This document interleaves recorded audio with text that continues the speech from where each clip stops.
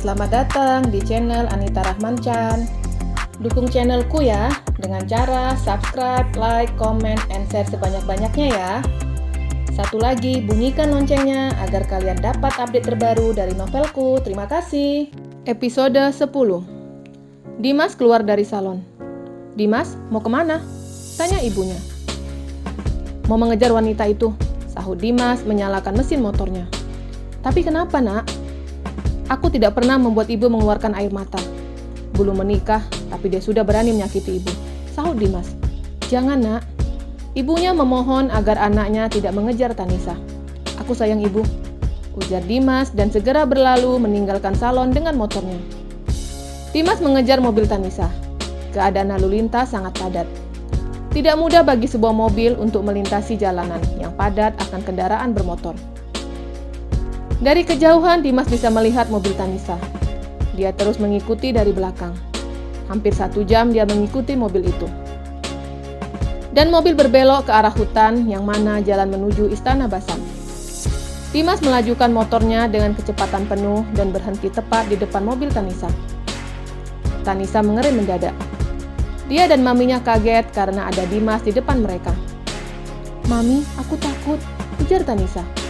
"Ngapain takut?" Maminya turun dari mobil dan berdiri tepat di depan mobil anaknya. Dimas mendekati wanita parubaya itu. "Apa yang kalian lakukan ke ibuku?" tanya Dimas dengan tatapan marah. Tanisa ikut keluar dari mobil. "Tidak ada. Kami hanya menawarkan sesuatu yang sangat menguntungkan untuk ibu kamu. Uang sejumlah 3 miliar. Tapi dia menolak." Jelas Nyonya Rona dengan melipat kedua tangannya dan diletakkan depan dadanya. "Kalian sungguh keterlaluan." Dimas menuding Tanisa dan Nyonya Rona. "Keterlaluan kamu bilang? Seharusnya kamu sadar kalau gembel seperti kamu tidak akan bisa menikahi seorang putri dari istana," seru Nyonya Rona marah. Dimas mendengus kesal. "Aku terima jika kalian menghinaku. Tapi aku tidak terima jika ibuku mengeluarkan air matanya karena kalian. Jika bukan karena ibuku, aku tidak akan sudi mau menikahi wanita seperti kamu," ujar Dimas marah seraya menuding Tanisa. Dia pergi meninggalkan ibu dan anak itu. "Mami, aku takut," ujar Tanisa lagi. "Takut kenapa?" tanya maminya santai. "Kalau dia mengatakan ke Aneska bagaimana? Pasti Abian akan menghukum kita," sahut Tanisa. Seketika wajah Nyonya Rona berubah. Dia terlihat panik. "Jadi bagaimana sekarang?"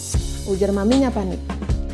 "Aku juga nggak tahu, Mi," sahut Tanisa yang sudah bisa membayangkan kemarahan Abian. Maminya kembali membisikkan sesuatu ke telinga anaknya. "Mami?" seru Tanisa bingung dengan ide maminya yang berubah-ubah. "Udah buruan," ujar maminya. Tanisa dan maminya naik ke mobil. Mobil kembali ke kota, menuju rumah Dimas dan ibunya. "Aku nggak mau ngomong nanti," ujar Tanisa ketika menyetir. "Mami akan ngomong, tapi ingat pesan Mami. Setelah menikah 3 bulan, kamu gugat cerai dia. Dengan alasan tidak bisa menafkahi," titah maminya. Tanisa tidak mengiyakan. Dia tidak menginginkan jadi janda kembali. Walaupun kenyataannya dia juga tidak ingin menikah dengan Dimas. Mobil telah tiba di depan salon. Motor Dimas terlihat di situ. Keduanya turun dari mobil. Di dalam salon, Dimas sedang memeluk ibunya. Ketika melihat Nyonya Rona dan Tanisa, Dimas dan ibunya langsung berdiri. "Mau apa kalian kesini?" ujar Dimas ketus. "Dimas, aku mau minta maaf. Tidak seharusnya aku mengatakan itu ke ibu kamu. Maafkan aku, Bu," ujar Tanisa segera menghampiri dan menyalami ibunya Dimas. "Ibu, aku minta maaf. Aku akan menikah dengan Dimas," ujar Tanisa. Perkataan Tanisa membuat Ibu Iin senang, tapi tidak dengan Dimas. Dia menaruh curiga ke Nyonya Rona dan Tanisa. Nyonya Rona di awal bilang ke anaknya akan mengatakan ke Dimas dan Ibu Iin. Tapi dari mulut wanita parubaya itu tidak keluar sepatah kata pun. Abian dan Zidan masih berada di depan mes. "Tuan, sepertinya Aneska tidak ada di sini," ujar Zidan. "Aku yakin Aneska ada di sini," sahut Abian yang tidak mau beranjak dari dalam mobilnya, menatap ke arah mes. Mereka sudah hampir 3 jam di depan mes. "Tuan, lihat, semua perawat sudah pulang." Zidan menunjuk ke arah gerombolan perawat yang berjalan menuju mes. Zidan dan Abian keluar dari mobil, mencari keberadaan Tiara dan Tami. Dua perawat itu melihat ada sosok dua pria yang sedang menunggu mereka. "Mbak, apa yang akan kita lakukan?" tanya Tiara seraya berjalan beriringan dengan Tami. "Kita ke sana." Tami dan Tiara mendatangi Zidan dan Abian yang berdiri di dekat mobil. "Iya, Tuan," ujar Tami. "Apa Aneska menghubungi kalian?" tanya Abian. Kedua perawat itu menggelengkan kepalanya. Abian mengacak-ngacak rambutnya. "Kalau Aneska menghubungi kalian, segera hubungi saya," ujar Abian segera naik ke mobilnya. Kedua pria itu meninggalkan mes. Tami dan Tiara segera menghubungi Aneska. "Nes, suami kamu sudah pulang," ujar Tami. "Iya, aku tahu. Aku berpapasan dengannya," sahut Aneska yang melihat mobil suaminya. Tami dan Tiara menunggu Aneska di depan gerbang. Sebuah taksi berhenti di depan mereka. Aneska turun dengan mata yang sembab. "Aneska?" Kedua temannya memeluknya. Aneska dibawa masuk ke dalam mes. Di dalam mes, Aneska menangis kembali dan menceritakan masalah yang sedang dihadapinya. "Dasar pria, lihat bodi layaknya gitar langsung kelepek-kelepek," gerutu Tiara. "Nes, apa kamu yakin dengan penglihatan kamu?" Tami meragukan penglihatan Aneska. Karena dia sangat mengerti kalau Abian sangat mencintai Aneska. "Yakin, Mbak? Dia sedang memegang tangan Fania seperti ini." Aneska mempraktikkan cara Abian memegang lengan Fania. Abian memukul setir berulang-ulang. "Aneska, kamu di mana?" gumam Abian. Ponsel Abian tiba-tiba berdering. "Ya halo," sahut Abian. Abian menghentikan mobilnya. Raut wajahnya terlihat kaget dan kurang yakin. Setelah itu panggilan terputus. "Siapa, Tuan?" tanya Zidan yang memperhatikannya. "Dia baru mengabari kalau Tuan Ziko Raharsya meninggal dunia," sahut Abian. "Apa?" Zidan kurang yakin. Dia melihat berita dari dalam ponselnya. Menurutnya, orang besar seperti Ziko akan selalu disorot para media. "Tuan, di sini dijelaskan kalau pesawat jet milik Tuan Ziko menabrak pegunungan dan terbakar," jelas Zidan. "Cari alamat rumah duka, kita ke sana sekarang," ujar Abian melupakan sejenak masalahnya. "Tapi Aneska bagaimana?" tanya Zidan. "Aku sudah memerintahkan seseorang untuk memantau mes. Aku yakin Aneska akan ke sana," ujar Abian memutar arah mobilnya menuju rumah duka. Mereka sampai di sebuah mansion. Terlihat banyak para pelayat mendatangi rumah duka, semua dari kalangan elit. Abian dan Zidan masuk ke dalam rumah duka. Dan di dalam rumah duka hanya ada satu jenazah yang ditutupi kain putih dan dua buah foto di dekat jenazah itu. "Itu jenazah siapa?" tanya Abian ke salah satu pelayat. "Itu jenazah Tuan Besar. Jenazah Tuan Ziko tidak diketemukan," sahut si pelayat. "Jadi, ada dua orang meninggal dalam satu waktu?"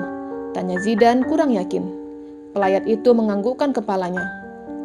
Terlihat Zira menangis seraya memeluk foto suaminya yang lain. Para pelayat menghampiri dan mengucapkan turut belasungkawa ke Zira dan keluarganya. "Tuan, istrinya almarhum Tuan Ziko nangis aja cantik," bisik Zidan. "Hus, kamu. Beliau sedang berduka cita. Apa kamu ingin mempersuntingnya?" ujar Abian ikut berbisik. "Kalau nggak kenal Tiara, mungkin saya mau, tapi nggak tahu dengan Nona Zira," sahut Zidan berbisik. Abian menggelengkan kepalanya. Keduanya menghampiri keluarga dan mengucapkan turut berduka cita. Terakhir mereka menghampiri Zira dan duduk di sebelahnya. "Nona Zira, kami turut berduka cita atas meninggalnya suami Anda," ujar Abian seraya menyalami Zira. Zira hanya menganggukkan kepalanya. Giliran Zidan ikut mengucapkan kata yang sama. Setelah itu keduanya kembali ke mobil. "Tuan, menurut saya Anda lebih cocok dengan Nona Zira dibandingkan," ujar Zidan diam seketika melihat tatapan tajam dari Abian. "Cintaku hanya untuk Aneska. Kalau kamu suka dengan Zira, lamar dia.